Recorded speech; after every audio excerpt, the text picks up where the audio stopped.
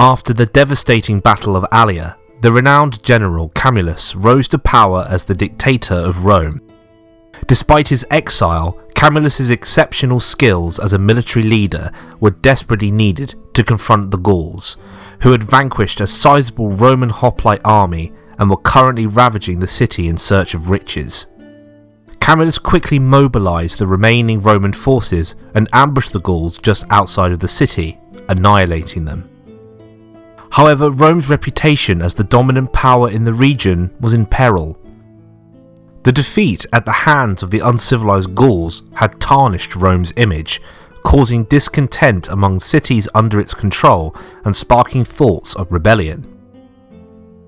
If Rome couldn't defend itself against the Gauls, then how could it possibly withstand a more formidable adversary? This dilemma weighed heavily on everyone's mind, including Camillus's.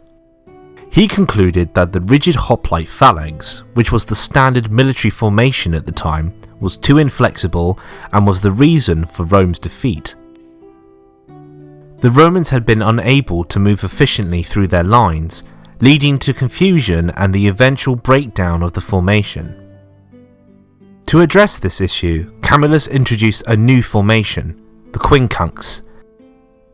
The phalanx was now divided into 5 points arranged in a cross, with 4 forming a square on the outside and 1 in the centre. This formation gave the soldiers greater flexibility to move around while still presenting a solid line against the enemy. The hoplite phalanx had already been divided by age and class, with some organising soldiers from oldest to youngest, and others the opposite. Rome had arranged its phalanxes from youngest to oldest, with the poorest soldiers in the front and the veterans in the rear. For mobility reasons, Camillus permanently organised his reformed army into classes, with the youngest and poorest soldiers being called the Hastati, and the more experienced being called the Principes. Arms and armour. In Rome's early days, the army was composed of citizens who were required to provide their equipment for military service. This was because the Roman state did not have the resources to equip and maintain a standing army. As a result, the burden of supplying weapons and armour fell on the individual soldiers themselves. This requirement to supply their equipment had important implications for the composition of the Roman army. Wealthier citizens could afford better quality equipment, while poorer citizens had to make do with inferior gear. This led to a stratification of the army based on socio-economic status. The Hastati were the youngest and least wealthy soldiers who could only afford the most basic equipment. They were usually armed with a spear, a sword, a shield, and a helmet. The Principes, on the other hand, were slightly better off and could afford slightly better equipment than the Hastati. They were usually armed with the same basic equipment, but with higher quality and better craftsmanship. The Camillan Principes wore a type of chest armour called the pectorate or heart protector. This armour was essentially just a metal plate strapped onto the chest with leather cords or straps.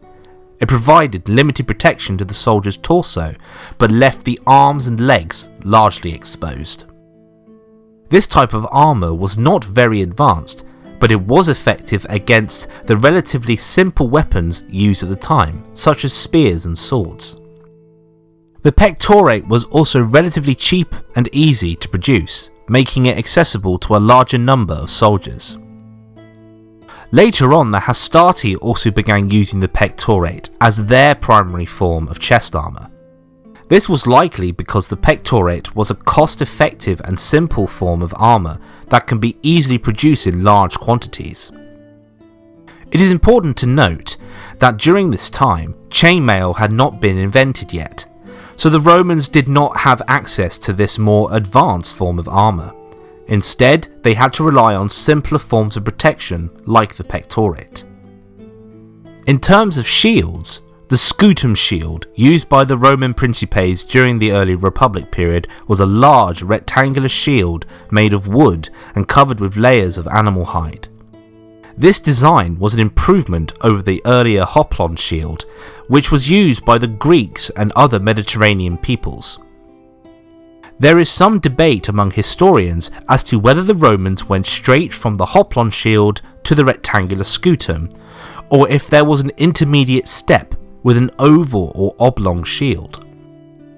Some argued that the oblong shield was used as a transitional design because it was easier to make and provided a similar level of protection to the rectangular scutum. Regardless of its exact shape, the scutum was designed to protect the body of the wielder in several ways.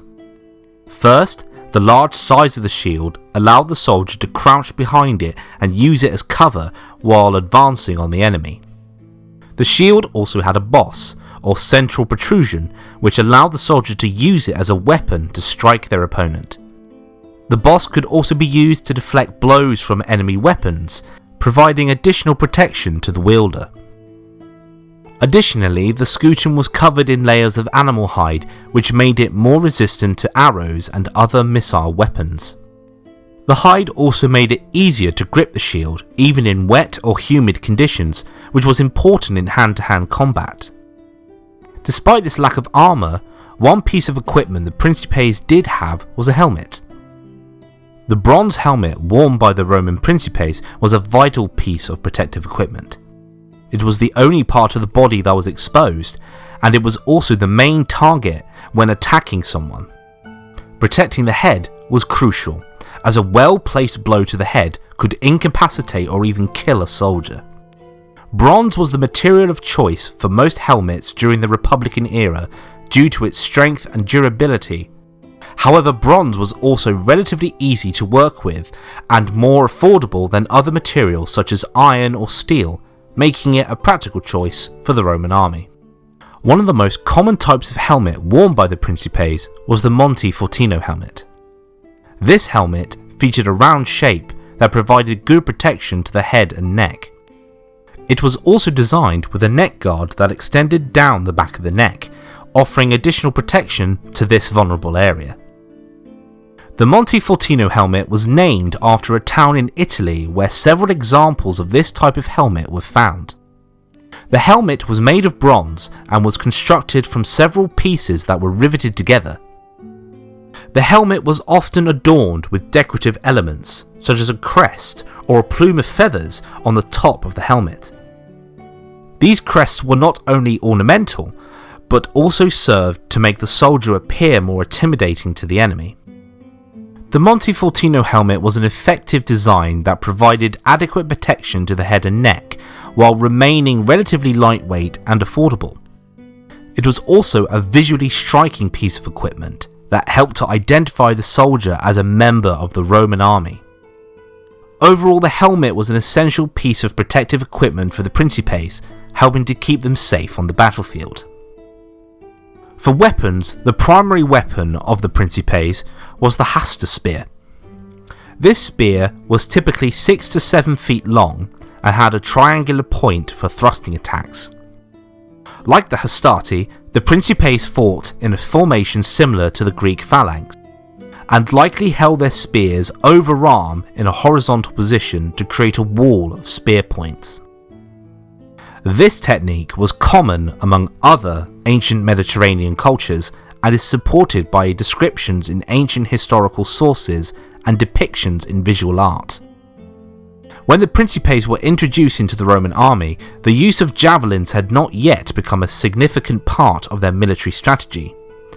However, during the Samnite Wars, the Romans were exposed to the tactic of throwing javelins to weaken the enemy before engaging in close combat.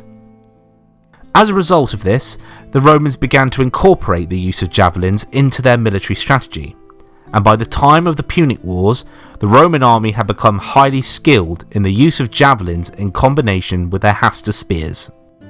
In battle, the Principes were the second line of infantry in the Roman Republican army, behind the Hastati. They were typically more experienced and better equipped than the Hastati and were expected to provide support to the front line in battle. In battle, the Principes would initially wait behind the Hastati, allowing them to engage the enemy first. The skirmishers would often be sent forward to soften up the enemy before the main body of troops engaged in close combat. If the Hastati struggled to defeat the enemy, the Principes would join the fight and reinforce the front line. Their role was to provide a fresh wave of soldiers to keep the pressure on the enemy and help break through their defences. However, if the Hastati were successful in defeating the enemy, the Principes would not need to engage in combat. Instead, they would remain in position behind the front line to provide support and protection in case of a counterattack. If the Hastati and Principes were unable to defeat the enemy, the final line of attack, the Triarii, would be called upon. The Triarii were typically older and more experienced soldiers, and were well equipped with heavy armour and long spears. Overall, the tactics employed by the Principes were designed to maximise the effectiveness of the Roman army in battle. By waiting for the skirmishers to soften up the enemy and only engaging if necessary, the Principes were able to conserve their energy and ensure that they were in a good position to provide support to the front line if needed. If the front line failed, the Principes could retreat and make way for the Triarii to finish the job.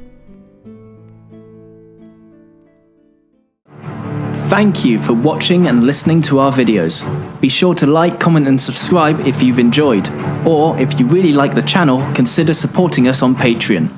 There, for as little as $1 a month, you'll gain access to an ever-expanding variety of exclusive Ancient History Guide content not found anywhere else online. All donations go directly back into the channel, helping us on our campaign to conquer YouTube. All sources are listed and linked in the description below. I've been the Ancient History Guy, and as always, I'll be seeing you later.